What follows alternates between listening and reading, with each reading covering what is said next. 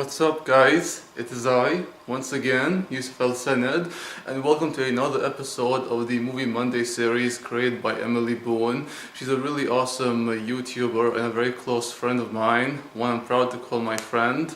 And do check our channel out, the link is down below in the description box. And for this week's topic of the Movie Monday series will be on my top 5 favorite black and white movies, or just simply my top 5 black and white movies, whatever the title may be. And this list will include movies from the golden age of cinema, what's presumed to be the golden age of cinema, and other films that's in black and white. And my top 5 list will include these 5 films because these are the ones I can think of from the top of my head and the ones I love most. And the list, like the previous episodes, will go according to a ranking system between number 5 and number 1. And here's how the list goes. At number 5 we have Akira Kurosawa's Seven Samurai. Seven Samurai is hailed as one of the all-time classics for a very good reason. One, because Akira Kurosawa is a legendary filmmaker who understands the art of filmmaking, especially from a visual standpoint. He's able to tell good stories not just from the writing perspective but from a visual perspective, and he understands the art of cinema so well, and he's hailed as one of the all-time greats.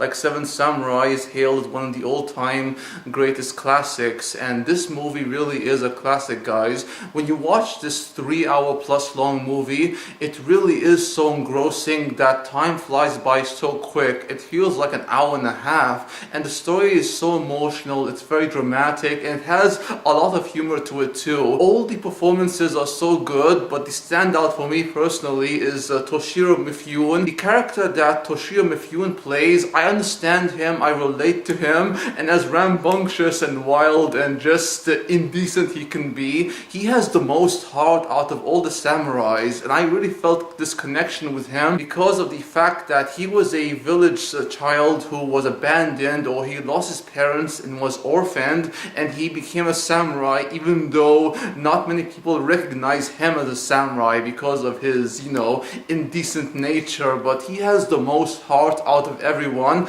and there was a romantic subplot between the young member of the samurai, or this young boy who's actually wanting to be a samurai and takes a lesson from the head of the samurai, and the girl that this young man falls in love with is the daughter of one of the villagers, and I love their connection and their bond. It was such a sweet bond, and what that girl goes through because of her father's treatment of her is really sad, and this whole story is just one big epic. I mean, Akira Kurosawa makes epic like no other. Seven Samurai has remained to this very day one of the all-time greats, and whenever someone asks me what is your favorite Japanese classic or what is your favorite classic movie from that era, it is without question Akira Kurosawa's Seven Samurai. At number 4 we have Ingmar Bergman's The Virgin Spring. Ingmar Bergman, if you don't know, is a Swedish filmmaker who's also a devout Christian, or I believe a devout Catholic, whatever it may be. The Virgin Spring, like many other of Ingmar Bergman's movies, have strong themes of faith and doubt in one's faith. And The Virgin Spring is a story about this young girl who is the daughter of this family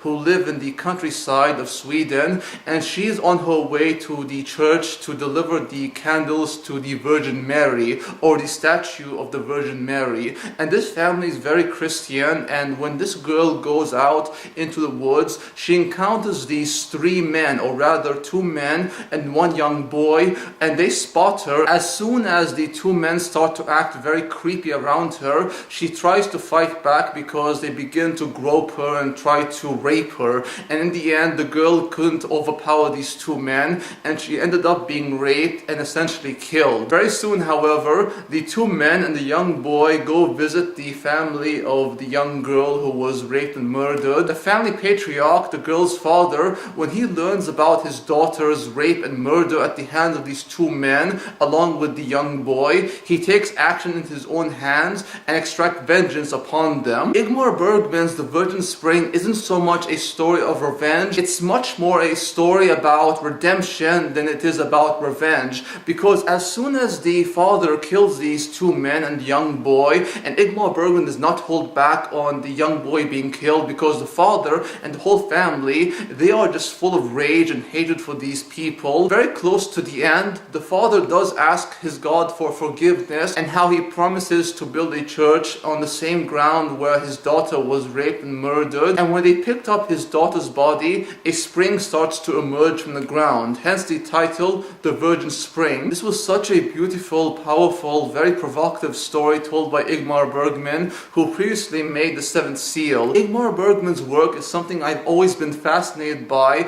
I love his aesthetics, I love the performances in his movies, and he can make some very dark films dealing with dark subject matters. But The Virgin Spring by far is my favorite because of the fact that it's not so much a story about revenge as it is a story about redemption and how this father knows what he did was wrong. Nothing more I say can describe just how beautiful and just how important this movie is, because Ingmar Bergman's films do have heavy themes of faith, doubt in one's faith, but also themes of family and the connection that people have to one another. Ingmar Bergman really is one of the all-time greats in terms of filmmaking and storytelling, and he will surely be missed. At number 3, we have Stanley Kubrick's Dr. Strangelove. Dr. Strangelove is this satire slash dark comedy. Dr. Strangelove takes place during the Cold War, and America is fearful that a World War III might occur because of this doomsday device that is soon to be activated, and because of this incident involving a nuclear bomb which was launched on a Russian base, which was unauthorized by the US military because of this one man known as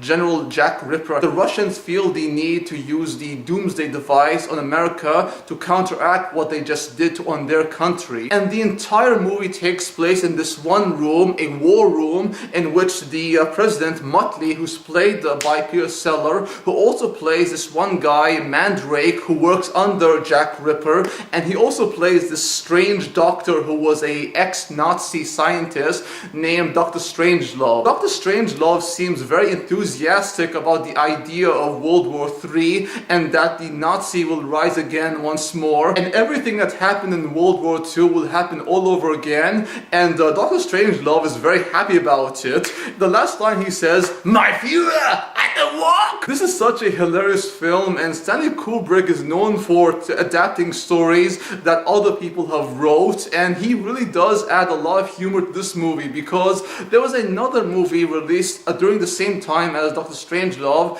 called Failsafe with Henry Fonda. Failsafe was more of a drama than it was a comedy, whereas Dr. Strangelove is totally a comedy. Failsafe does not have much rewatchability compared to Dr. Strangelove, and Kubrick knew that. The performances of Peter Sellers as he plays Mandrake, Muttley, and Dr. Strangelove is outstanding. I love the actor who plays Jack Ripper. I forgot what his name is. I think it's Sterling Hayden. Yeah, he was great. I love George C. Scott as this one colonel who's talking with his girlfriend or his mistress, and how he wants to make her Mrs. Buck Turgerson. I'm like, dude, sure you will. If I had to choose my favorite Stanley Kubrick movie, it would be A Clockwork Orange, Eyes Wide Shut, and Dr. Strangelove. At number 2, we have Billy Wilder's Sabrina. And Sabrina is a movie I love so much because of the fact that it has 3 actors I adore, and one of who I have a huge crush on, that being Audrey Hepburn.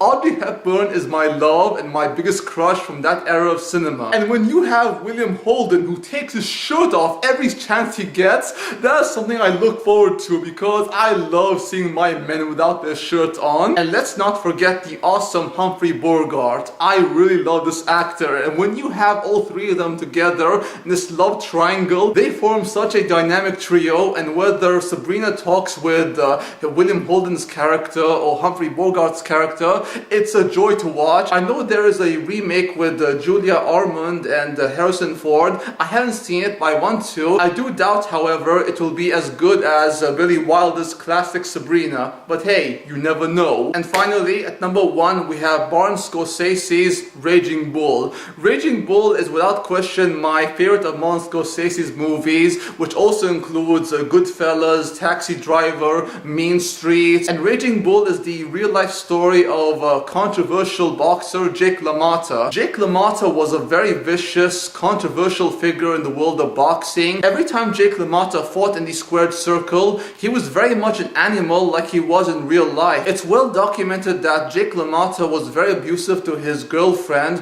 who later married him. Eventually though, she divorced him and Jake LaMotta went through a downward spiral. I believe he later made a comeback as he did some comedy stand-up, but Jake LaMotta was never the same because he had this issue about the weight and how he wasn't the right weight, because in the world of boxing, if you want to be a heavyweight, you have to gain a specific amount of weight, and Jake didn't have that. Jake LaMotta did have the determination, the will, and the ambition to go forward. The only problem was his height and the fact that he wasn't the right weight, and this really drove him over the edge. Jake's story is one of controversy, but also a story of redemption. The one responsible for writing the screenplay to Raging Bull was Paul Schrader, who also wrote Taxi Driver, and we see the story of Jake LaMotta based on Paul Schrader's adaptation of Jake's book, which Robert De Niro wanted to make for a very long time. Martin Scorsese, however, did not want to make the movie because he was going through his own personal demons with alcohol and family issues, and he couldn't make the movie. But because of Robert De Niro's persistence and him insisting he does make the movie, Martin Scorsese eventually came around and made what would become an old-time classic,